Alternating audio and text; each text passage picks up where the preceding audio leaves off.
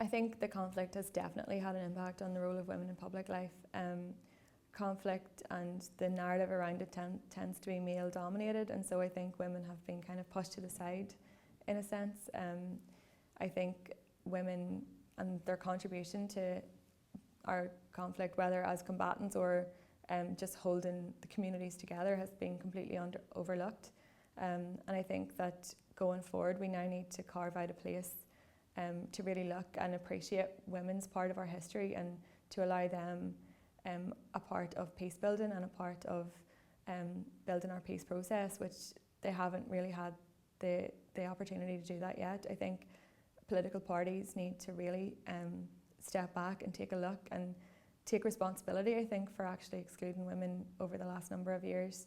Some are better than others. However, I do think that parties really need to make it a priority now to have more women involved in politics. I think women traditionally in Northern Ireland always kept in the background. They were very much they very much left it to the men to take politics forward. And that was probably just as a result of the terrorist threat that people were under and that even politicians were under at a time. But I think women really have stepped up to the plate, and I think parties are recognising more and more what women bring to the table, and the public certainly like women to step up. And you can, if you look at the votes in the last election in terms of the women who stood for any party, you will see that they all actually polled extremely well. I think that during the Troubles, women probably didn't step up in as greater numbers as they possibly could have to play very prominent roles in terms of political movements or political parties in particular. I think the fact that you had to have a women's coalition and women felt that they have to set up their own party. And when you read about some of their experiences, you know, the way they were shouted down and they were insulted and derided, I think gives you an insight. It was very male dominated, it was very aggressive, you know, very hostile. In Northern Ireland, we have had a male dominant past. A lot of the stories that you will hear from the Troubles are told from the male perspective. The political perspective was very male. You don't recognise an awful lot of female politicians, you know, going back to the 70s and early 80s. There are very few until we had the Women's Coalition coming forward. Women were always demonised. People like, for instance, Bernadette McAliskey. It wouldn't have mattered what Bernadette said, whether you agreed with her or not, she was demonised. And I think that suited some people. When you think about how many women sat at home waiting to see if their loved ones was coming home, how many women were not given opportunities for education, how many women were not provided with opportunities for work because of our Troubles. And then you think about the history that has been written about it. I was involved in a few oral histories, and one of them that I have personal knowledge of is an oral history of soldiers, UDR and Royal Irish soldiers. Very, very few female voices are recorded in that oral history. A lot of men.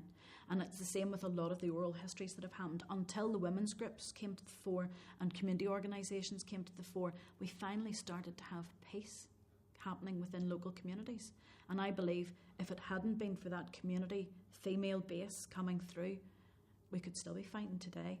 The male dominance in our history went right through, but I think the grassroots is where the women made the difference and came up through a social and a civic society to encourage us to have a better Northern Ireland, no matter whether you're unionist, whether you're nationalist, whether you're like me in the middle. I believe that it was that strength of women who kept this place going, let's face it, while everything was falling apart. But it's the male voice that you always hear.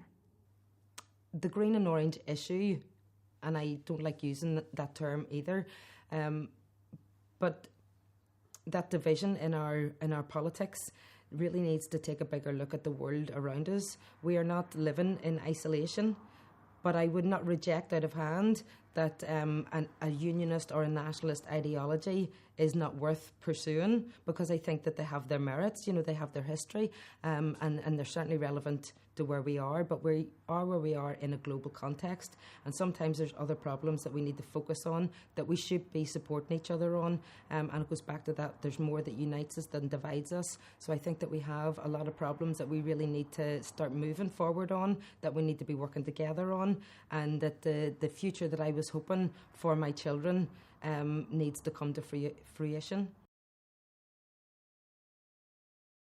It was a baptism of fire.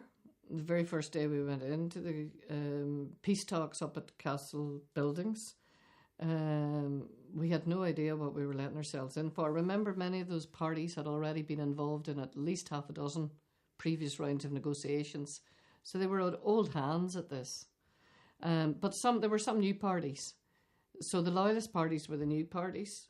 And so we were very smart and reached out to David Irvine and Billy Hutchison and to Gary McMichael and David Adams and asked them to meet with us because we were all new and we wanted to make sure that we weren't overrun by those who had been around for a long time. The Alliance Party, the SDLP and the Ulster Unionist Party were going to be there, and they had all been involved in previous talks and none of us had.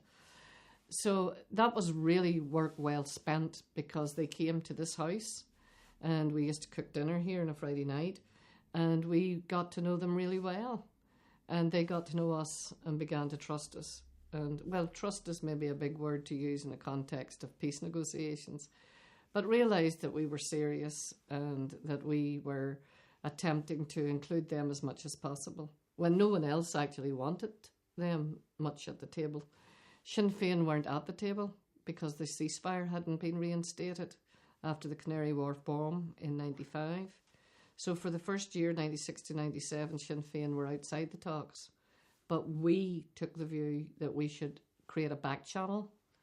And so practically every month, myself and some others would go and meet with Sinn Féin as part of the process. Privately, secretly often, but it became public. But we didn't care. We felt that this was part of our policy and principle of inclusion, to try and convince them that these talks were serious and that they should work hard to get back in, which they eventually did. So that first year of the talks was very tiresome. It focused too much on rules and regulations, and it didn't really get down to the substance. We didn't have mediators, so the relationships between the parties weren't good. And often we were the only people that everybody was speaking to. Though having said that, some of the unionist parties were very hostile towards us because they felt we shouldn't have been talking to Sinn Féin or even to the PUP and the UDP. And they were very public in that hostility. So it became quite publicly known that they were calling us names, telling us to go home, telling us to have babies, to stand by our men. We turned all that into good fun and humour because we weren't about to accept any of that nonsense. But it was quite humiliating to be treated in that way because we were, women who had a lot of experience and expertise, but we were being seen as outsiders who shouldn't be at the table. There wasn't a day went past when they didn't say to us we had usurped a role in that the election system that got us there was a joke according to them, because it was this list system in which 10 parties got elected instead of individuals. And so we were constantly reminded that we were in a place that didn't belong to us. And we had to fight to make sure that we held and sustained that place once we got into it. But it was a very uncomfortable place. And so we had to bond together very well to make sure that we had good friends and good support in the teams that we were building inside those talks.